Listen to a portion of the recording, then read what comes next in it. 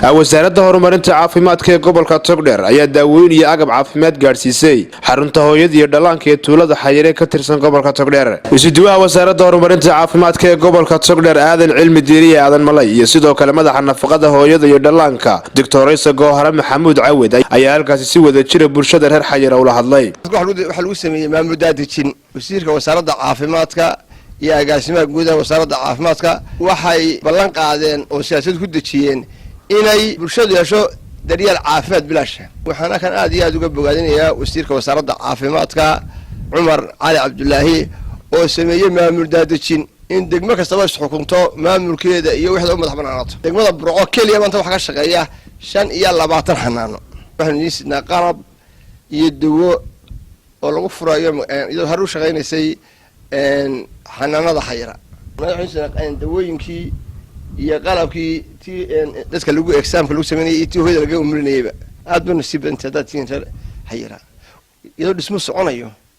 ya fiirinka leedin keen waa masiijada cusub ee imka la dhisay ee gobolka ku soo kordhay sidoo wasaaradda caafimaadka wax keenay sariir bidhkii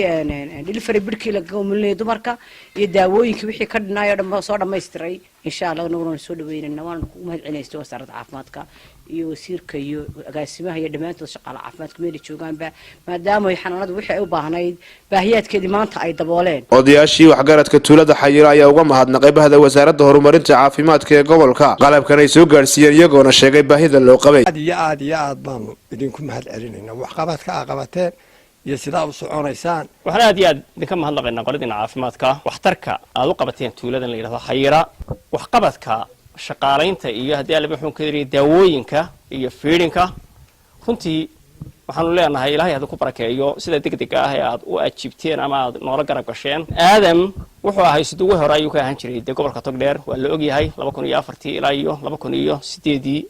inaha sidoo ka ahaa lagala maarmi waa hadana qabadkii gobolka marka la arkay mar labaad in lagu soo celiyo hadana waa lagala maarmi waayay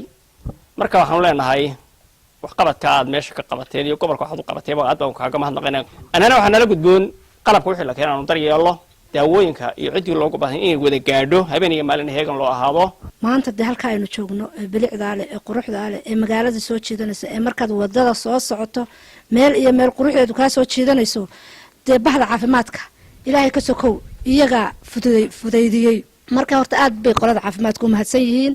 halkana uu nala joogo isduwaha gobolka Togdheer ee Burco degmada Burco ee Aadan way ku mahadsan yihiin hawsha ay qabteen waxaan halkan uga mahadnaqayaa madaxweynaha Jamhuuriyadda Soomaaliland Muuse Biixi Cabdi oo ah madaxweynaha noo ballan qaaday xanaanadan nooguna dhisay muddo 2 bilood ah waxaan kaloo halkan uga mahadcelinayaa isduwaha caafimaadka gobolka Togdheer Aadan Cilmi Diiriye oo ah nin aad iyo aad